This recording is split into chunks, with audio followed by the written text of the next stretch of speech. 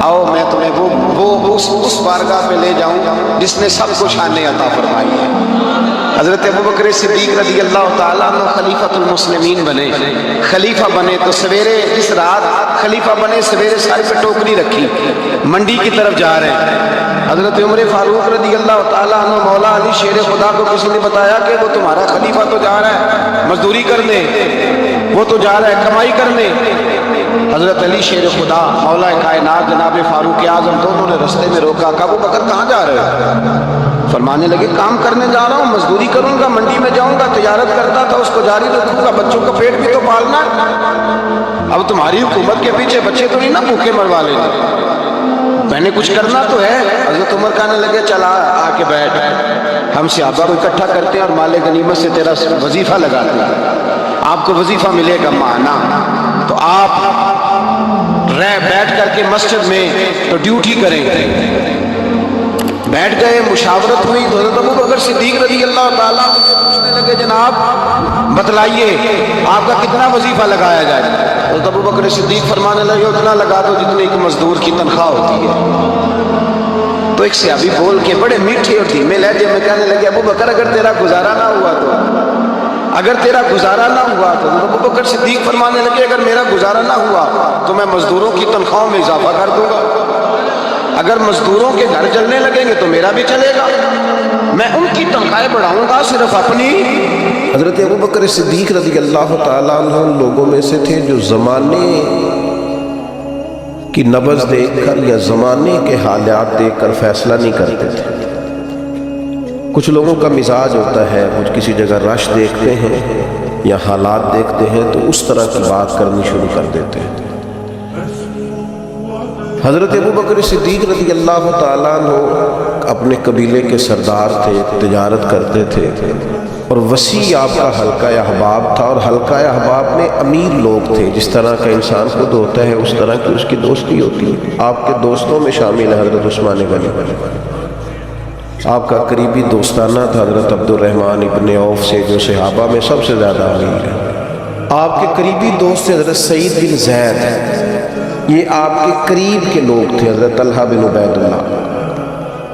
حضرت صدیق اکبر معاشرے کے اندر ایک نہایت سنجیدہ، سمجھدار، معاملہ فہم اور مدبر شمار کیے جاتے تھے، ایسا نہیں کہ کوئی جذباتی فیصلہ کرنے والا آدمی۔ حضرت صدیق اکبر نے نبی کریم صلی اللہ تعالیٰ علیہ وسلم کے اعلان نبوت فرماتے ہی لوگوں کا رد عمل بھی دیکھ لیا تھا، فوری طور پر لوگ رائے کیا دے رہے ہیں وہ بھی دیکھ لیا تھا۔ ہمارے ہاں بہت سارے لوگوں کی ضمیر کی آنکھیں کھل جاتی ہیں، شعور کی نہیں کھولتے، سلا دیتے ہیں، کہتے ہیں ابھی حالات ٹھیک نہیں، حالانکہ ضمیر جاگ جاتا ہے، آنکھیں نہیں کھولتے۔ حضرت صدیق اکبر کو جب پتہ چل گیا محبوب سچے ہیں تو پھر انہوں نے امت کو یہ اپنے عمل سے پیغام دیا ہے کہ ایمان، عشق، محبت، غلامی یہ جمہوری نہیں ہوتی کہ سارے کریں گے تو پھر میں کروں گا۔ جب ان کی آنکھیں دل کی کھل گئیں تو ضمیر کی بھی کھولی، اور پھر لوگوں کو نہیں دیکھا وہ کلمہ پڑھ رہے ہیں کہ نہیں پڑھ رہے، وہ فوراً کلمہ پڑھ کے مسلمان ہو۔ زندگی میں شعوری فیصلے کریں اور جلدی کریں، حضرت صدیق اکبر کی زندگی کا پہلا سبق ہے۔ ساری زندگی ڈبل مائنڈڈ رہنا، میں ٹھیک چل رہا ہوں کہ نہیں چل رہا، مجھے چلنا چاہیے کہ نہیں چلنا چاہیے، یہ رستہ ٹھیک ہے کہ نہیں ٹھیک، بھئی آپ چلتے رہیں۔ جو گھر سے نکلتا ہے منزل تک پہنچ جایا کرتا ہے۔ حضرت ابوبکر صدیق رضی اللہ تعالیٰ عنہ فوراً فیصلہ کرنے والی شخصیت کا نام ہے، اور فوراً فیصلوں پہ عمل درآمد کرنے والی شخصیت کا نام ہے، اور حضور کے ایسے فیصلے بھی جو لوگوں کے لیے سمجھنا مشکل تھے۔ حضور علیہ السلام چلے گئے حدیبیہ میں، 1400-1500 صحابہ سے خود نبی کریم نے فرمایا احرام باندھو بھائی عمرہ کریں گے۔ یا کسی آدمی کا ویسے تھوڑا لیٹ ہو جائے عمرہ تو لوگ پوچھتے آپ گئے نہیں، خیریت تو ہے؟ نبی کریم 1400-1500 لوگوں کو لے کر گئے، اور جب مقام حدیبیہ پر پہنچے تو کفار نے روک لیا، انہوں نے کہا ہم نہیں جانے دیں گے آپ کو۔ وہاں صلح لکھی گئی، شرائط طے ہوئی، ان میں ایک شرط یہ تھی کہ اس سال آپ واپس جائیں گے، اگلے سال آئیں گے، بندھے ہوئے احرام کھولیں گے۔ کون؟ جو کعبے کے مالک اور وارث ہیں، خود نبی پاک علیہ السلام۔ آپ واپس جائیں. حضور نے شرط مان لی. پھر شرط انہوں نے رکھ دی ایک نئی, کہا جو بندہ مسلمان مکے سے مدینے جائے گا مدینے والے پناہ نہیں دیں گے, واپس بھیج دیں گے. کہ مدینے کا شخص مکے گیا تو مکے والے واپس نہیں بھیجیں گے, شرط برابر کی نہیں. پر حضور نے فرمایا مان لو, لکھو. بڑا مشکل کام ہے اس طرح کی باتیں کرنا, یہ تو دب کے صلح ہو رہی ہے. اب ایک اور شرط, جب شرطیں لکھی جا رہی تھی تو ایک اور شرط, حضرت مولا علی شیر خدا مولا کائنات رضی اللہ تعالیٰ عنہ کے ہاتھ میں قلم تھا, وہ لکھ رہے تھے. جب شرطیں لکھنے لگے تو انہوں نے لکھا محمد رسول اللہ صلی اللہ تعالیٰ علیہ وسلم اور قریش مکہ کے ماں بین معاہدہ. اس پر بھی کفار بولے, انہوں نے کہا یہ بھی ہمیں قبول نہیں, آپ محمد ابن عبداللہ لکھے, محمد رسول اللہ جی محمد ابن عبداللہ لکھے. یہی تو ہمارا آپ سے مسئلہ ہے معاذ اللہ, اگر ہم آپ کو رسول اللہ مان جائے تو اللہ ہی کس بات ہے. آپ کاٹیے, حضور کا حکم ماننا بڑا ضروری ہے. نبی پاک نے فرمایا حضرت علی سے یہ رسول اللہ کاٹ دو. مولا علی قلم چھوڑ کے پیچھے کھڑے ہوئے, پھر فرمایا اسے کاٹ دو, پھر پیچھے کھڑے ہوئے, کاٹ دو. شیر تھے, شیر اور دلیر لوگوں کی آنکھوں میں آنسو کم آتے ہیں. تیسری دفعہ کریم نے فرمایا علی میں نے کہا ہے کاٹ دو, ہاتھ باندھ لیے, کہا حضور نہیں کاٹنا. غلام فریدہ میں ساری تیری, تینوں وجہ یقین نہیں آیا, کاٹ دو اس کو. مولا کائنات نے, اب حضور نے یہ نہیں فرمایا لکھنا آتا ہے تو کاٹنا کیوں نہیں آتا, یہ نہیں فرمایا. حضور نہیں کاٹا جاتا, فرمایا چل پھر اس طرح کر, تو پیچھے ہٹ. اللہ کے محبوب نے خود وہاں سے رسول اللہ کاٹ کے محمد ابن, اتنی سخت شرطیں, اتنی سخت شرطیں. اور پھر حضور نے ابھی شرط طے ہی کی تھی کہ جو مکہ مکرمہ سے آئے گا ہم اسے پناہ نہیں دیں گے. ابھی شرط طے ہوئی تھی, لکھی نہیں تھی کہ حضرت ابو جندل آ گئے, پیروں میں زنجیریں, ہاتھ بندھے ہوئے, رو کے عرض کی حضور مجھے نہ چھوڑ کے جائیے گا, بڑا مارتے ہیں, تکلیف دیتے. ابھی بات ہو ہی رہی تھی کہ پھر قریش میں سے لوگ بولے کہ آپ نے وعدہ کیا نہیں لے کے جائیں گے. اسی عالم میں حضور نے واپس بھیجا. اتنی کڑی شرطیں. جب یہ معاہدہ طے ہو گیا, احرام کھولنے ہیں, بڑا مشکل کام ہے, 1 سال تک انتظار کرنا ہے, واپس جائیں گے. یہودی رہتے ہیں, منافق رہتے ہیں مدینے میں, باتیں کریں گے, ساری باتیں پیش نظر تھیں. حضرت عمر جذبہ جہاد سے سرشار, صحیح بخاری میں موجود ہے, نبی کریم کے حضور حاضر ہوئے, عرض کی حضور آپ بھی سچے, قرآن بھی سچا, اسلام بھی سچا, ہم دب کے صلح کیوں کر رہے ہیں, آپ ہمیں اجازت دیں, نمٹ لیتے ہیں ان سے. نبی پاک علیہ الصلوۃ والسلام نے کیا فرمایا, فرمایا عمر میں اللہ کا رسول ہوں, میں مرضی سے فیصلے نہیں کرتا, وہی کہتا ہوں جو میرا رب حکم ارشاد فرماتا ہے. حضرت عمر عرض کرنے لگے یا رسول اللہ آپ نے فرمایا نہیں تھا کہ عمرہ کریں گے, احرام باندھو. حضور فرمانے لگے کہا تھا عمرہ کریں گے, یہ تھوڑی کہا تھا اسی سال ہی کریں گے نا عمرہ, ہوگا عمرہ. حضرت فاروق اعظم کہتے ہیں میں حضور کی بارگاہ سے نکل آیا, لیکن وہ کافروں نے نبی پاک کو ان سخت شرائط میں منایا تھا, تو مجھے جذبہ جہاد, ولولہ, دبدبا اور مزاج کے اندر وہ جو بار بار میرے چیز پیدا ہو رہی تھی کہ ہم 313 تھے تو ان کے چھکے چھڑا دیے, اب تو ہزاروں میں ہیں, کریم حکم تو کرے. فرماتے میں وہاں سے تھوڑا پیچھے گیا تو حضرت ابو بکر صدیق موجود تھے. میں نے کہا ابو بکر حضور بھی سچے, وہی باتیں جو حضور سے کی تھی. ابو بکر صدیق نبی پاک بھی سچے, قرآن بھی سچا, اسلام بھی سچا, تو ہم دب کے صلح کیوں کریں. تو فرماتے ہیں کہ حضرت صدیق اکبر نے مجھے ایسے مزاج شناسا ہے نبی پاک کا, وہی جواب دیا جو حضور نے دیا تھا. کہنے لگے عمر تجھے تیری ماں روئے, وہ اللہ کے رسول ہیں, وہ مرضی سے فیصلہ نہیں کرتے, وہی فرماتے ہیں جو رب انہیں حکم ارشاد فرماتا ہے. وہی بات حضرت صدیق نے کر دی. ارشاد فرمانے لگے میں نے فوراً پھر وہی جملہ دہرایا جو حضور کے سامنے. میں نے کہا ابو بکر کریم نے فرمایا نہیں تھا عمرہ کریں گے, احرام باندھو. حضرت صدیق اکبر کہنے لگے کہا تھا محبوب نے, فرمایا تھا, پر یہ تو نہیں نہ فرمایا تھا کہ اسی سال ہی کریں گے. حضرت سیدنا عمر فاروق فرماتے میں پیچھے, بخاری میں موجود ہے, فرماتے میں پیچھے ہٹ گیا. تھوڑی دیر کے بعد جب میرا مزاج نارمل ہوا تو یہ ٹھنڈی ہوئی تو باقی تو باتیں میں نے سوچی تھیں. میں سوچنے لگا ابو بکر صدیق کا ایمان کتنا طاقتور ہے, کتنا مضبوط ہے, کتنے شناس. ایک ہوتا ہے حکم, ایک ہوتی ہے مرضی. کچھ لوگ کہتے ہیں جو میں نے پوچھا تھا, حضرت صاحب نے مجھے کہا تھا آپ جائیں, یہ حکم ہے بھائی. مرضی بھی تو پوچھ, مرضی کیا ہے؟ جو کہ ہمارا دور دلیل کا ہے, دلیل دے دوں. ایک حکم ہوتا ہے, ایک رضا ہوتی ہے, ان میں فرق ہے. حضور نے فرمایا طلاق دینا جائز ہے, رضا نہیں اللہ کی, پسند نہیں اللہ. جائز ہے پر پسند, یہ فرق ہوتا ہے. ایک چیز یہ ہے کہ اس کی اجازت ہے, ایک یہ ہے کہ وہ پسند, ان میں فرق. حضرت ابو بکر صدیق رضی اللہ تعالیٰ عنہ کا کمال یہ ہے کہ وہ نبی پاک کی رضا کو جان گئے تھے. انہیں حضور نے فرمایا نہیں تھا کہ بلال کو خرید کے لائے, فرمایا نہیں نبی پاک, حکمن نہیں کہا, لیکن حضور سیدنا بلال کے لیے پریشان تھے. تو جناب صدیق بات سمجھ گئے اور جا کے کہا بلال خریدنے آیا ہوں. تو اس نے اپنے حساب سے بڑے مہنگے پیسے بتائے. تو آپ فرمانے لگے تو انہیں اپنی اوقات کے برابر ہی بات کی ہے, میں تو بہت کچھ لے کے آیا تھا.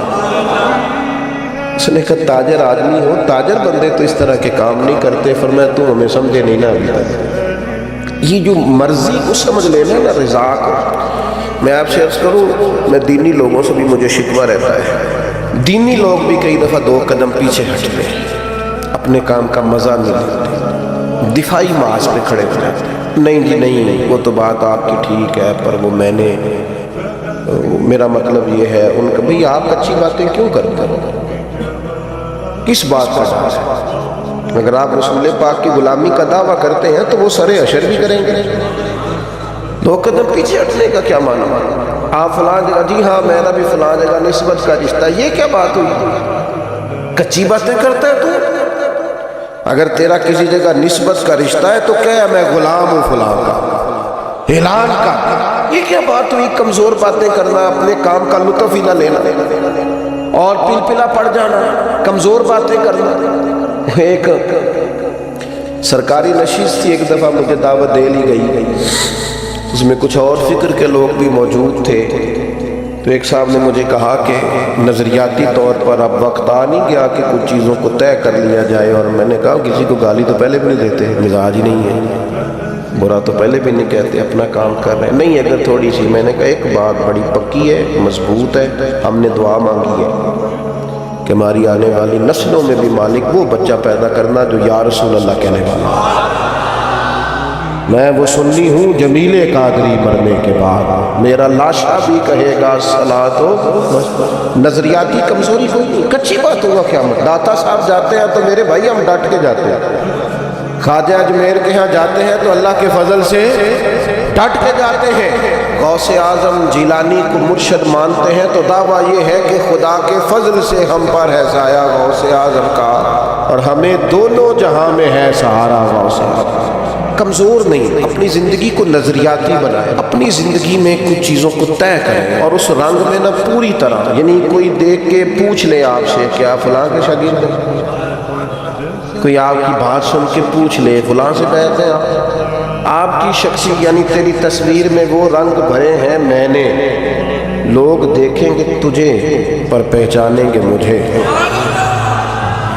انسان کی کیفیات ہو, یعنی اس کا انداز ہو, اس کا طور طریقہ ہو, لوگوں کو پتہ چلے کہ اس کی نسبت کس جگہ پہ. کمزور کچی باتیں نہیں. عیسائی اس طرح کرتے تھے کہ ان کے ہاں جب کوئی بچہ پیدا ہوتا نا تو وہ بچے کو نا برتن میں زرد رنگ پانی میں ڈال کے نا تو بچے کے اوپر ڈالتے, کہتے اب یہ عیسائی ہو گیا, ہم نے اسے زرد رنگ چڑھا دیا. تو بعض لوگوں نے نا مسلمانوں سے پوچھا اور میرا خیال یہ ہے کہ اس طرح کے سوالات اکثر عورتوں سے کرتی ہیں، تمہارا کون سا رنگ ہے؟ عیسائی رنگ ڈالتے تھے اپنے بچوں کو، زرد رنگ، اب یہ پکا عیسائی ہو گیا۔ تو رب کریم نے فرمایا ان سے کہو صبغۃ اللہ، ہم نے اللہ کا رنگ اوڑا ہے۔ یہ قرآن مجید کی آیت جو میں نے تلاوت کی، مسلمان کا رنگ کیا ہے؟ صبغۃ اللہ، ہم نے اللہ کا رنگ لیا ہے۔ ومن احسن من اللہ صبغہ، اور ان سے پوچھو اللہ کے رنگ سے سونا رنگ بھی کسی کا ہو سکتا ہے؟ یہ مسلمانوں پر جو رنگ ہے یہ اللہ، اور پوری طرح رنگ گئے اس میں۔ کون کون رنگے؟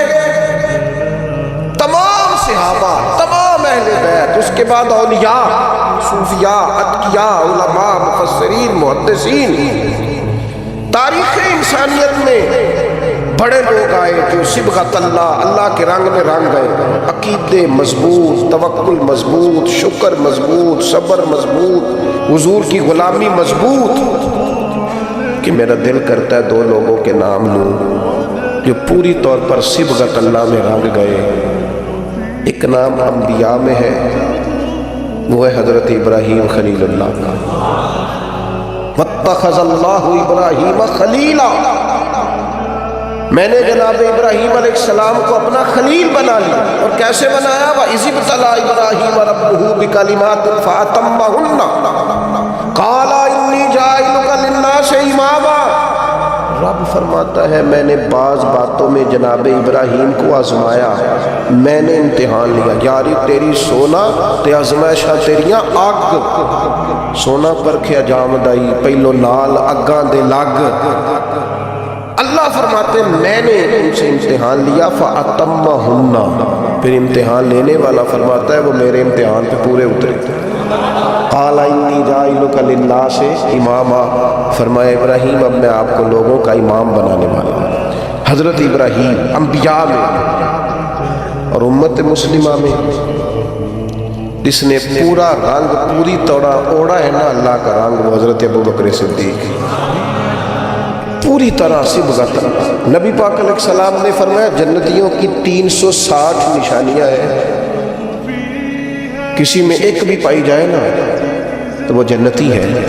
حضرت صدیق اکبر دھیمے بڑے تھے، بات بڑی آہستگی سے کرتے، لہجہ بڑا بردباری والا تھا، دھیمے سے انداز میں عرض کی حضور غلام میں بھی کوئی 360 میں سے ایک آدھ پائی جاتی ہے؟ وہ جنتیوں کی 360 علامتیں، کسی اس میں ایک پائی جائے علامت تو بندہ جنتی ہے۔ جنتیوں کی علامتوں میں سے تو بڑے دھیمے انداز میں، تھوڑا وہ شہرت سے بچنے والا، پیچھے پیچھے رہتا ہے اور جی چاہتا ہے ساری غزلیں اس پیارے کے نام کریں۔ پوچھا تو میرے اندر بھی ایک پائی جاتی ہے؟ پھر حضور مسکرائے، اور جس انداز کا سوال تھا اس سے کئی لاکھ گنا بے حساب گنا بڑھ کے محبوب نے مسکرا کے کہا ابو بکر کسی میں ایک پائی جاتی ہے، کسی میں دو پائی جاتی ہیں، آپ کے اندر تو 360 ساری کی ساری پائی جاتی ہیں، ساری کی۔ لوگوں نے بڑی بڑی جناب صدیق اکبر کی شان بیان کی۔ یہ جو ہم تو الحمدللہ مرید ہی مولا علی کے ہیں، ہمیں جو شجرہ دیا گیا ہے نا، شجرہ، ہم حضرت علی کے مرید ہیں۔ ہمیں جو ہمارے بزرگوں نے شجرہ دیا ہے نا، اس میں نبی پاک کے بعد مولا علی کا نام ہے ہمارے شجرہ طریقت میں۔ ہم سچی مچی کے مرید ہیں مولا علی، مرید ہیں شیر خدا سے، لیکن ہم اس لیے حضرت صدیق کی تعریفیں کرتے ہیں کہ ہمارے پیر مولا علی جناب صدیق کی تعریف کرتے ہیں، مولا علی شیر خدا رضی اللہ تعالیٰ عنہ تعریف کرتے ہیں۔ بڑے لوگوں نے شان سیدنا صدیق اکبر بیان کی، اور نبی پاک کے جو الفاظ ہیں نا، بعد کی تو شرح ہی نہیں ہو سکتی۔ حدیث میں بعد ایسے حضور کے ارشادات ہیں، شرح ہی کوئی نہیں، کیا تفصیل کرے۔ یعنی صحیح حدیث میں حضور نے فرمایا مجھے جتنا نفع ابو بکر کے مال نے دیا ہے کسی کے مال نے نہیں دیا۔ حضور فرمانے لگے اگر میں کسی کو خلیل بناتا تو ابو بکر صدیق کو بناتا۔ آپ سمجھ رہے ہیں چیزوں؟ میری بات پر غور کرنا۔ بڑے لوگ عظمت صدیق بیان کرتے ہیں۔ ہمارے ہاں خانقاہ آل و مہار شریف ہے سیالکوٹ میں، وہاں خطیب الاسلام پیر سید فیض الحسن شاہ صاحب آل و مہاروی رحمۃ اللہ، ابو الکلام انہیں کہا جاتا تھا۔ گفتگو کرنے میں مہارت، سید زادے کا روح اور خون رسول کی چاشنی، نقشبندی اپنا سلسلہ طریقت حضرت صدیق اکبر سے شروع کرتے ہیں نبی پاک کے بعد۔ نقشبندی سلسلہ طریقت میں نبی پاک کے بعد حضرت صدیق اکبر کا نام ہے، پھر حضرت سلمان فارسی کا، اس طرح کر کے وہ اپنا شجرہ طریقت مشائخ چلاتے ہیں۔ حضرت پیر فیض الحسن شاہ صاحب رحمۃ اللہ علیہ چونکہ چورا شریف سے وابستہ تھے، نقشبندی سلسلے میں مرید تھے، ایک بات کرتے تھے تو وہ جن سے میں نے سنی انہوں نے بھی بڑے بالغانہ انداز میں سنائی، کہنے لگے بات کرتے تھے جان نکال لیتے، کہتے تھے لوگوں سنو میں سید ہوں، میری آنکھ دیکھو سچا سید، فرماتے تھے میری طرف دیکھو میں نے کچھ 4 کتابیں پڑھی ہیں، پڑھا لکھا سید ہوں، اور پھر بات کرتے تو بات میں اور وزن پیدا کرتے، کہتے اگر مجھے کہو تو میں اپنے سے لے کر مولا علی تک اپنا سارا شجرہ نسب بیان کروں، میں اپنی ماں سے لے کر سیدہ فاطمہ تک سارا شجرہ نسب بیان کروں۔ فرمایا کرتے تو سنو لوگوں میں بیٹا علی کا ہوں اور مرید ابو بکر صدیق کا ہوں، اس لیے کہ میں نقشبندی سلسلہ طریقت سے ہوں، بیٹا علی کا ہوں پر مرید ابو بکر۔ یہ دیکھو کمال، یہ شان ہے سیدنا صدیق اکبر کی، بیاں ہو کس زبان سے مرتبہ صدیق اکبر کا، کہ محبوب خدا محبوب ہے صدیق اکبر کا، لٹایا راہ حق میں گھر کئی بار اس محبت سے، کہ لٹ لٹ کر حسن گھر بن گیا صدیق اکبر کا۔ نبی کریم نے فرمایا مسجد نبوی میں جس جس کا بھی دروازہ کھلتا ہے سارے دروازے بند کر دو، صحیح بخاری ہے، سب بند کر دو دروازے، ابو بکر صدیق کا دروازہ نہ بند کر دو۔ آج بھی کسی بھی زمانے میں مسجد نبوی کے سب دروازے بند کیے جا سکتے ہیں، لیکن جس کے باہر لکھا ہے نا باب ابی بکر صدیق، وہ دروازہ کبھی بند نہیں ہوتا، کیونکہ اس دروازے کو مدینے والے محبوب نے کھلوایا، وہ ہمیشہ چمکتا ہے۔ لوگ شرارتیں کرتے ہیں اور انسانی طبیعت ہوتی ہے کہ شرارت کی طرف جلدی مائل ہوتی ہے۔ کوئی اپنا قد اونچا کرنے کے لیے بعض اوقات کسی بڑے آدمی کے خلاف بات کرتا ہے تو لوگ اسے بھی غور سے سنتے ہیں، یہ بھی ایک طریقہ ہوتا ہے شہرت حاصل کرنے کا۔ کہ جب بھی آپ کو کوئی شخص نظر آئے نا صحابہ میں سے اہل بیت میں سے کسی کے بارے میں کچی بات کرتا تو سمجھو بیچارہ کمزور ہے، یہ بیچارہ نہ کسی نفسیاتی الجھن کا شکار ہے، اپنا قد اونچا کرنے کے لیے کسی بڑے کے بارے میں بات کرتا ہے، اس طرح قد اونچے نہیں ہوتے۔ کبھی ایسے لوگ بہت سارے لوگ ایسے ہیں جن کی کوئی حیثیت ہی نہیں بیچاروں، میں ان سے کہتا ہوں ہمیں نا اپنی اوقات میں رہنا چاہیے، اوقات سے اونچی بات ہے۔ ہمارے دادا شیخ تھے حضرت مولانا مصطفیٰ رضا خان صاحب رحمۃ اللہ، ان سے کسی نے حضور کی 4 بیٹیوں کے نام پوچھے تو حضرت اٹھ کے اندر چلے گئے، اس نے اعتراض کیا دیکھو کتاب دیکھنے چلے گئے، اتنے بڑے مفتی ہیں اور بیٹیوں کے نام یاد۔ حضرت واپس آئے تو داڑھی سے پانی کے قطرے گر رہے تھے، فرمانے لگے وضو کرنے گیا تھا، میں نے حضور کی بیٹیوں کے نام کبھی بغیر وضو زبان سے ادا نہیں کی۔ اپنا قد دیکھیں اور اس قد میں رہیں، اپنے قد سے اونچی کبھی کوئی بات نہ کریں، کبھی کمزور نہ پڑے۔ اور میں آپ کو ایک بطور نصیحت بات کرتا ہوں اپنے سنگیوں کو، جہاں دینی لوگوں پر بحث ہو رہی ہو نا، کسی جگہ کوئی کسی صحابی کے بارے میں کسی قسم کی کوئی بحث کوئی بندہ بھی چھیڑے، اپنے کان پوری طرح بند کر لیں، اور ایسے کسی آدمی کی کسی شرارت کا شکار قطعاً نہیں ہونا۔ یہ بڑا خوفناک منظر ہے۔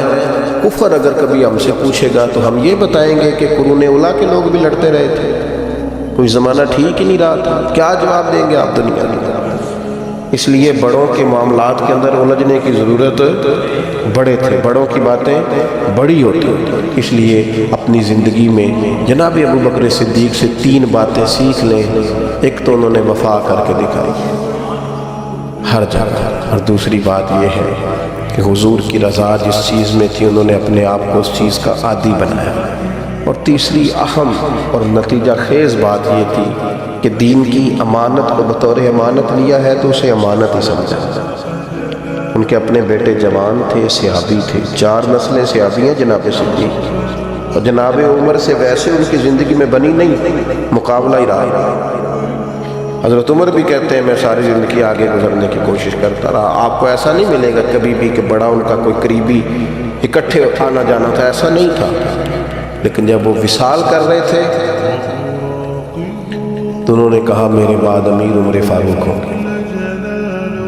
تو لوگوں نے شکوہ کر کے کہا کہ اتنے سخت آدمی کو بنا کے جا رہے ہیں۔ آپ نے فرمایا رب پوچھے گا نا ابو بکر سے، اور وہاں جو آپ کے جملے ہیں وہ بڑے شاندار ہیں۔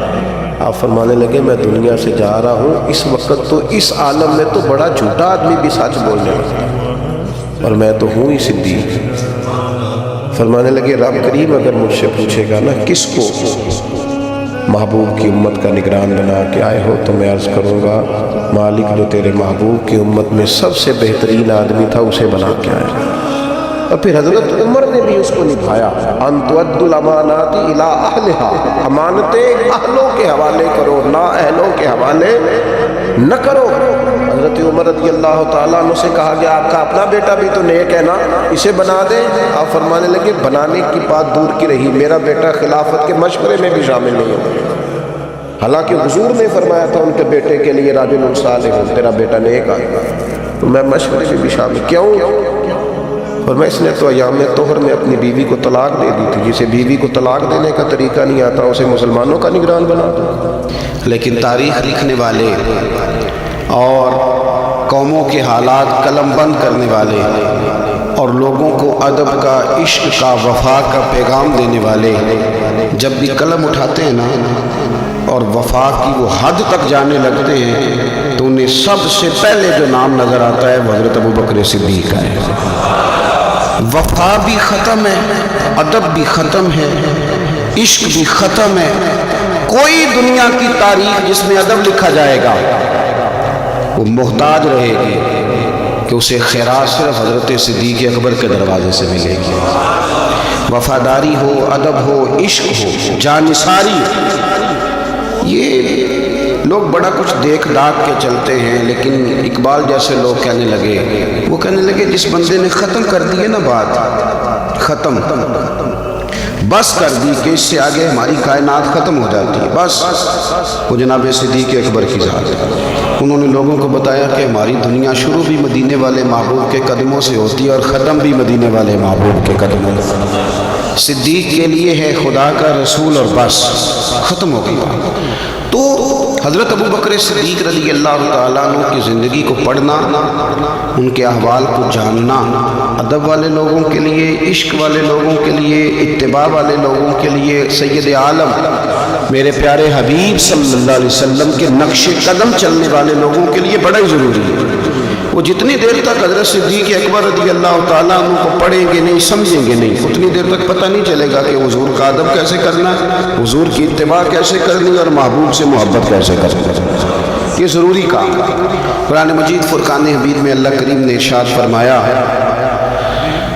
سورہ لقمان کے اندر فرمایا وَاتَّبِعْ سَبِيلَ مَنْ أَنَابَ إِلَيَّ، فرمایا کہ اس کے رستے پہ چلو، اس کی راہ پہ چلو جو میری طرف رجوع لایا ہے، جس نے میری طرف رجوع کیا اس کے پیچھے چلو۔ علامہ سید محمود آلوسی رحمۃ اللہ علیہ صاحب تفسیر روح المعانی فرماتے ہیں کہ یہ آیت تب نازل ہوئی تھی جب جناب صدیق اکبر نے کلمہ پڑھا تھا۔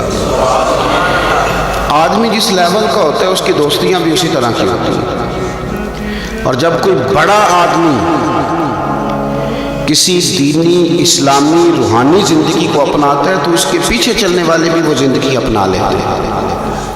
اسی لیے کہا گیا کہ لوگ اپنے سرداروں کے مذہب پہ ہوتے ہیں۔ حضرت سیدنا ابوبکر صدیق رضی اللہ تعالیٰ عنہ نے کلمہ پڑھا تو صاحب تفسیر روح المعانی ارشاد فرماتے ہیں کہ یہ بڑے گہرے دوست تھے حضرت ابوبکر صدیق کے، جو تاجر تھے نا بڑے بڑے مکے کے، کیونکہ جناب صدیق اکبر بھی تاجر تھے، جو تاجر سارے دوست تھے حضرت صدیق اکبر کے۔ کون کون؟ حضرت سیدنا عبد الرحمن ابن عوف رضی اللہ تعالیٰ عنہ، حضرت عثمان غنی رضی اللہ تعالیٰ عنہ، حضرت زبیر بن عوام رضی اللہ تعالیٰ عنہ، حضرت طلحہ بن عبید اللہ رضی اللہ تعالیٰ عنہ، یہ سارے لوگ حضرت صدیق اکبر رضی اللہ تعالیٰ عنہ کے دوست تھے۔ حضرت سعید بن زید رضی اللہ تعالیٰ عنہ، یہ سارے لوگ تاجر تھے۔ تو جب پتہ چلا نا کہ ایک بڑے تاجر نے حضرت ابوبکر صدیق رضی اللہ تعالیٰ عنہ نے کلمہ پڑھ لیا ہے تو یہ خبر جنگل کی آگ کی طرح پھیل گئی، ہر آدمی تک بات پہنچ گئی، ہر شخص نے اس بات کو سن لیا۔ اب وہ سارے لوگ تصدیق کرنے کے لیے کہ یار بڑا سیانہ بندہ ہے، بڑا سمجھدار آدمی ہے، تاجروں میں اس کا بڑا نام ہے، کاروباری لوگ اسے بڑے قریب سے جانتے ہیں، تو وہ تصدیق کرنے کے لیے سارے لوگ جناب صدیق اکبر کے پاس آئے۔ حضرت صدیق اکبر سے تصدیق اس طرح کی سنی، اس طرح کی تصدیق سنی، اس طرح کی تصدیق سنی کہ پھر سارے ہی مدینے والے محبوب کا کلمہ پڑھ گئے، حضور کا کلمہ پڑھ گئے، بس تصدیق کرنے آئے، تصدیق کرنے آئے حضور سے۔ اور نبی پاک صلی اللہ تعالیٰ تیریاں ویکھ کے اداواں تے میں مرید ہی ہو گئی۔ پھر وہ سارے حضور سید عالم آئے تھے تصدیق کرنے، سودا لینے کے لیے بازار گئے ہم، پر ہاتھ اس کے بکے جس کے خریدار گئے ہم، تو وہ نا حضور کی غلامی میں آ گئے۔ تو سمجھ لیں اس بات کو اور اس پر غور کر لیں کہ نبی پاک علیہ الصلوۃ والسلام کے اس غلام کا یہ حال ہے کہ یہ کلمہ پڑھیں تو مکے کے بڑے بڑے تاجروں میں انقلاب برپا کر دیا۔ اتنا اثر ہوا باقی لوگوں پہ کہ وہ تصدیق کرنے آئے تھے، تصدیق کرنے، اور ایسی تصدیق انہوں نے کی، ایسی تصدیق کی کہ پھر ساری زندگی مدینے والے محبوب کے گن گا گئے، ساری زندگی حضور سید عالم صلی اللہ علیہ وسلم۔ حضرت ابوبکر صدیق رضی اللہ تعالیٰ عنہ نے اپنی مقدس زندگی کے اندر نبی کریم صلی اللہ علیہ وسلم کی بارگاہ میں وقت گزارا۔ آپ مختلف مقامات پر قرآن مجید کو دیکھیں گے تو حضرت صدیق اکبر رضی اللہ تعالیٰ عنہ کی مختلف شانیں آپ کو قرآن حکیم میں نظر آئیں گی۔ اللہ کریم نے قرآن مجید میں ارشاد فرمایا سورہ بقرہ میں کہ الذین ينفقون اموالهم باللیل والنہار سرا وعلانیہ، فرمایا کچھ لوگ ایسے ہیں جو اللہ کے راستے میں خرچ کرتے ہیں اعلانیہ بھی اور چھپا کر بھی، اور وہ کس طرح خرچ کرتے ہیں؟ رات کو بھی خرچ کرتے ہیں اور دن کو بھی خرچ کرتے ہیں، اعلانیہ بھی، چھپا کے بھی، دن کو بھی، رات کو بھی۔ تو یا اللہ ملے گا کیا؟ فرمایا فَلَهُمْ أَجْرُهُمْ عِنْدَ رَبِّهِمْ، ان کا اجر ان کے رب کے پاس ہے، وہ اللہ کے پاس ہے اور راز ہے، ان کا اجر ان کے رب کے پاس ہے، اب ان پر نہ کوئی خوف ہوگا نہ وہ غمگین ہوں گے۔ یہ وہ لوگ ہیں جو رات کو بھی خرچ کرتے ہیں، دن کو بھی خرچ کرتے ہیں، اعلانیہ بھی خرچ کرتے ہیں، چھپا کے بھی خرچ کرتے ہیں۔ تفسیر روح المعانی ہی کو آپ دیکھ لیں تو علامہ سید محمود آلوسی اندلسی رحمۃ اللہ علیہ فرماتے ہیں کہ حضرت صدیق اکبر کا ایک دفعہ خرچ تو ہمیشہ کرتے رہتے ہیں، ایک دفعہ ارادہ بن گیا، اس آیت کے شان نزول میں لکھتے ہیں ایک دفعہ ارادہ بن گیا کہ میں نے 40,000 دینار خرچ کرنے اللہ کی بارگاہ، اور کرنے اس طرح ہے کہ دن کو بھی خرچ کرنے، اور اگر کوئی آدمی رات کو لینا چاہے تو اسے یہ نہ محسوس ہو کہ یہ تو صرف اجالے میں دینے والے ہیں، اگر کوئی رات کی تنہائی میں لینے آئے گا تو اسے بھی دیں گے، خرچ کریں گے اللہ کے راستے میں۔ اور 10,000 دینار، 40,000 کل دینے تھے، 10 خرچ کیے دن کو، 10 خرچ کیے رات کو، 10 اس وقت خرچ کیے جب ساری دنیا اعلان ہوتا ہے نا چندے کا تو سارے دے رہے ہوتے ہیں، 10 اس وقت خرچ کر دیا 10,000 دینار، اور پھر 10 چھپا کے خرچ کیا، 10 چھپا کے بھی خرچ کیا، یعنی اس وقت بیچ مجمع کے بھی دینا بعضوں کا بہتر ہوتا ہے کہ دوسروں کو بھی رغبت ہوتی ہے، کیونکہ ایک بندہ اگر کہیں خرچ کرتا ہے تو پھر دوسرے بھی دیکھ کے خرچ کرتے ہیں، تو جب سب دے رہے تھے تب بھی دیا، اور جب کوئی نہیں دے رہا تھا تو تب بھی دیا، اور دن کو بھی دیا اور رات کو بھی دیا، تو رب کریم نے پھر اس کا ذکر قرآن مجید میں فرما دیا۔ تو حضرت ابوبکر صدیق رضی اللہ تعالیٰ عنہ کی حیات مبارکہ کو آپ پڑھیں، اس پر آپ غور کریں، ایک مقام نہیں درجنوں مقامات آپ کو ایسے ملیں گے۔ اسی طرح امام فخر الدین رازی رحمۃ اللہ علیہ تفسیر کبیر میں فرماتے ہیں کہ یہ جو آیت ہے نا ان الذین قالوا ربنا اللہ ثم استقاموا تتنزل علیہم الملائکہ، بے شک وہ لوگ جنہوں نے کہا کہ ہمارا رب اللہ ہے پھر وہ اس پر قائم ہو گئے تو ان پر فرشتے اترتے ہیں، اور فرشتے کیا کہتے ہیں؟ اللہ تخافوا ولا تحزنوا، خبردار خوف نہ کرو، غم نہ کھاؤ، وابشروا بالجنۃ التي كنتم توعدون، اور خوش ہو جاؤ اس جنت پر، تمہیں خوشخبری دینے آئے ہیں اس جنت کی جس کا رب نے تمہارے ساتھ وعدہ کیا۔ تو امام راضی کہتے ہیں یہ جو کہا نا کہ وہ لوگ جنہوں نے کہا اللہ ہمارا رب ہے، پھر وہ ڈٹ گئے، پھر ان پر فرشتے اترے اور فرشتے خوشخبری دینے کے لیے اترے، فرمایا یہ بھی حضرت ابوبکر صدیق کی شان میں نازل ہوئی ہے۔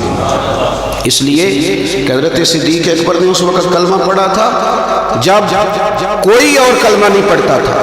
پہلے مسلمان حضرت صدیق اکبر آزاد مردوں میں سے پہلے مسلمان، آپ نے کلمہ پڑھا، راش دیکھ کے تو بھائی عام جگہ پہ بھی بڑے لوگ آ جاتے ہیں، لیکن تنہائیوں میں ابتدا میں بالکل شروع میں جس ہستی نے صرف جلوہ والضحیٰ دیکھا، آج لوگ بڑے جمہوریت پسند ہیں کہ ساری دنیا جدھر جائے گی ہم نے ادھر جانا ہے، جدھر رش زیادہ ہوگا اس وقت ہم چلیں گے، لیکن حضرت ابوبکر صدیق رضی اللہ تعالیٰ عنہ اس وقت کلمہ پڑھا جب اسلام پر تنہائیاں تھیں، غربتوں کا دور تھا۔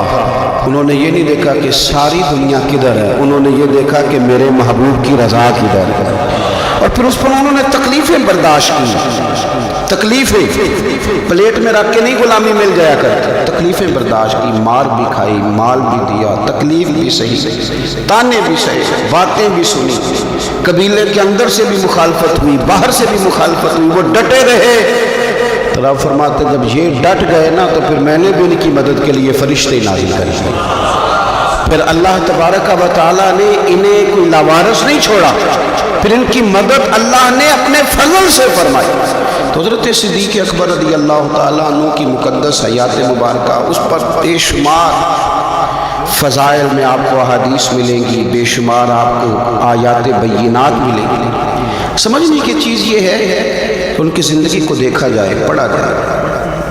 میں نے بڑا غور کیا ہے، جتنا کو میرا محدود سا مطالعہ ہے، جتنا کو میں فہم اور علم رکھتا ہوں، میں نے بڑا غور کیا ہے اور بڑی باریکی سے کیا ہے، اور ان کی زندگی کے شب و روز کو بار بار پڑھا، اور وہ جتنے پیچ و تاب ہیں ہجرت سے لے کر بدر تک اور بدر سے لے کر فتح مکہ تک، ہر میدان، ہر جگہ، ہر کوچہ، ہر نگر، تو ایک ہی بات سمجھ میں آئی ہے کہ جس طرح پروانہ چراغ کے گرد گھوم کے زندگی گزار دیتا ہے، گھوم کے زندگی گزار دیتا ہے، روشنی جہاں نظر آتی ہے تو پروانہ ساتھ ہی نظر آتا ہے، کہیں اور دکھائی دیتا ہی نہیں۔ اسی طرح میرے پیارے حبیب نبی کریم صلی اللہ تعالیٰ علیہ وسلم کی نبوت کی روشنی کے گرد جو پروانہ دیوانہ وار ہمیں نظر آتے ہیں، ان کا نام حضرت ابوبکر صدیق۔ حضور کی رضا کو پا لینا،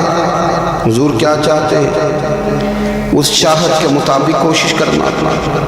جس نے میرے نبی پاک علیہ الصلوۃ والسلام کے ساتھ عداوت رکھی، اس کے ساتھ عداوت رکھنا، اسے اپنا دشمن جاننا۔ جس کے ساتھ میرے نبی کریم صلی اللہ تعالیٰ علیہ وسلم کی غلامی کا رشتہ ہو گیا، جو حضور کا وفادار ہو گیا، اس کے ساتھ دست شفقت پھیرنا، اس سے پیار کرنا۔ حضور صلی اللہ علیہ وسلم نے خود فرمایا کہ میری امت پر سب سے زیادہ نرمی کرنے والے ابوبکر صدیق ہیں۔ اس کے ساتھ محبت کرنا، اس کے ساتھ پیار کرنا، اپنی ظاہری زندگی کو، اپنے وجود کو، اپنی خواہشات کو، اپنی اولاد کو، اپنے تعلق کو، سب کو پیچھے رکھ کے سب سے آگے اپنے محبوب کی ذات کو رکھنا۔ یہ کمال صرف حضرت صدیق اکبر ہی کو حاصل ہے۔ لوگ عمل کرتے ہیں پر مزیدار نہیں کرتے، چل پڑتے ہیں پر پورا نہیں چلتے، رشتہ بناتے ہیں بس سوچتے ہیں کہ اتنا ہی کافی ہے، اتنی زیادہ وفا اور اتنی زیادہ پیچھے چلنے کی کیا ضرورت ہے۔ لیکن حضرت ابوبکر صدیق رضی اللہ تعالیٰ نے جو رشتے بنائے، پھر وہ رشتے نبھائے، پھر انہوں نے حضور کی اس غلامی کو نبھا کے دکھایا، کلمہ پڑھا۔ ہمارے ایک بزرگ فرمایا کرتے تھے ابوبکر نے دوستی لگائی تھی مکے میں اور جوان کرائی بدر و احد خندق میں، اور فرماتے ہیں ساتھ نبھائی ہے قبر میں۔ پانی پرنا سہیلیاں تے رنگا رنگ کڑے، او بھائی اسی تے پریا اس دا جانیے جس دا توڑ چڑھے. اور بڑی احتیاط کے ساتھ اگر انہوں نے کبھی مشورہ بھی دیا نا، ایک جنگ کے موقع پہ حضور نے مشورہ مانگا تو اس کی حضور آپ جیسے حکم کریں گے ہم ویسے ہی حاضر ہیں. اگر کبھی مشورہ مانگا بھی تو انہوں نے بڑا محتاط ہو کے بڑی احتیاط سے کوئی زیادہ رائے نہیں، اس لیے کہ جس سے پر اعتماد زیادہ ہوتا ہے اس کی ذمہ داری بھی زیادہ ہوتی ہے، جس سے محبت زیادہ کی جاتی ہے اس کی ڈیوٹی بھی زیادہ ہوتی ہے. سب سیاں رل پانی نو چلیاں، کوئی مرسی پڑھ کے جنہاں نے پڑھ کے سر تے چایا وہ قدم رکھن ڈر کے. انہیں پتہ تھا مجھ پر اعتماد زیادہ ہے، تو ان کی ذمہ داریاں، اس کا انہیں احساس، وہ ہر جگہ. یار بات کو سمجھو نا، اگر مدینے میں کچھ جنازہ ہے تو ابوبکر صدیق اس میں بھی پہلے نظر آتا ہے. اگر مریض کی عیادت کرنی ہے تو صدیق اکبر اس میں بھی پہلے نظر آتے ہیں.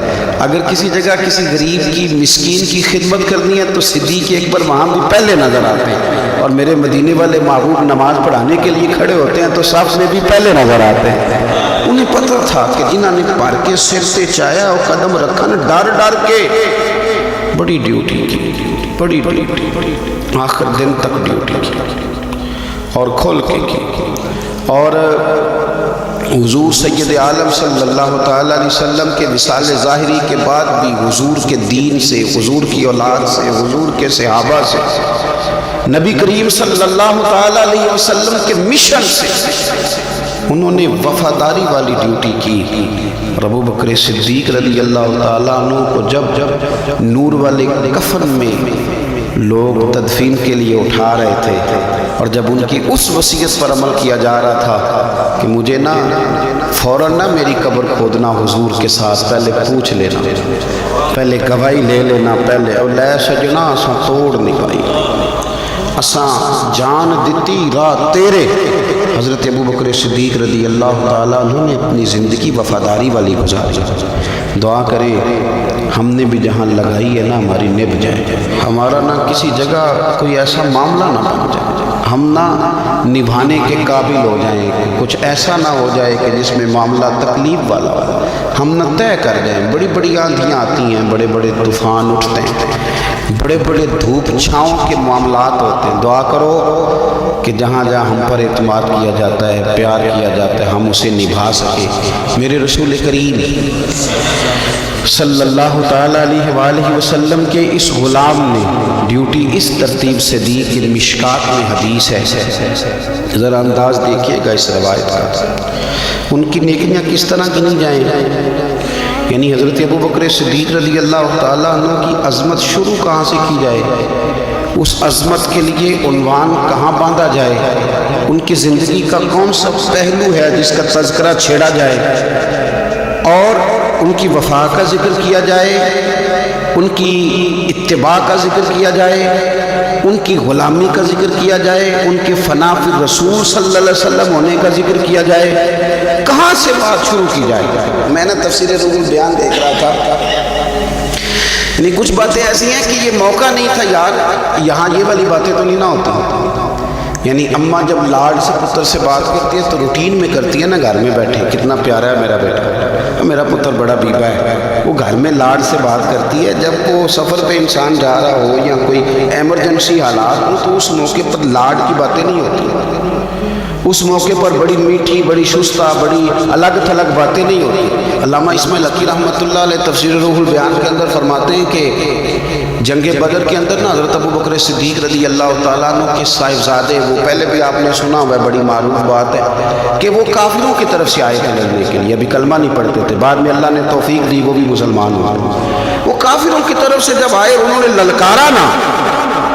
للکارا انہوں نے، تو حضرت صدیق اکبر نے نا جلدی سے تلوار اٹھائی اور اٹھنے لگے کہ یا رسول اللہ مجھے اجازت دیں میں اس کی گردن کاٹ کے لاؤں. تو حضور نے فرمایا ابوبکر آپ بیٹھ جائیے. حضور وہ للکار رہے ہیں، اس طرح والد کو غصہ زیادہ نہیں ہوتا بچے کی کسی غلطی پر، تو کہا حضور میں نے جانا ہے ابھی اس کی گردن کاٹ کے لاتا ہوں. فرمایا ابوبکر بیٹھ جائیے. حضرت صدیق اکبر کی طبیعت کے اندر جب حضور نے وہ جلال دیکھا اور خیال دیکھا کہ اب تو یہ جانا ہی چاہ رہے ہیں، تو حضور نے پھر کیا انداز اختیار کیا؟ نبی کریم علیہ السلام نے فرمایا ابو بکر بیٹھ جا، تیری ابھی بڑی ضرورت ہے۔ فرمایا تیری وجہ سے ابھی ہم نے بڑے نفع اٹھانے ہیں۔ اور پھر حضور نے فرمایا ابو بکر جس طرح میرے لیے میری آنکھیں اور میرے کان ہیں نا، جس طرح میرے لیے میری آنکھیں اور میرے کان ہیں، اسی طرح ابو بکر تو بھی میرے لیے یہی حیثیت رکھتا ہے۔ جس طرح بندہ آنکھوں سے دیکھتا ہے کانوں سے سنتا ہے، اللہ کرے آپ کو سمجھ آئے، آنکھوں سے دیکھتا ہے اور کانوں سے سنتا ہے، فرمایا ابو بکر تو میرے لیے اسی طرح ہی ہے، گویا میں تیری صورت میں ہی تو دنیا کو دیکھتا ہوں۔ تو عشق میں، پیار میں، وارفتگی میں جو اللہ تعالیٰ نے اعزاز انہیں عطا فرمایا وہ ہمیں سکھا گئے کہ حضور کی محبت میں جینا کیسا ہے، اس محبت کو نبھانا کیسے ہے، اور اس کے اندر تا دم آخری کس طرح کر کے وقت گزارنا ہے۔ بس شرط یہ ہے کہ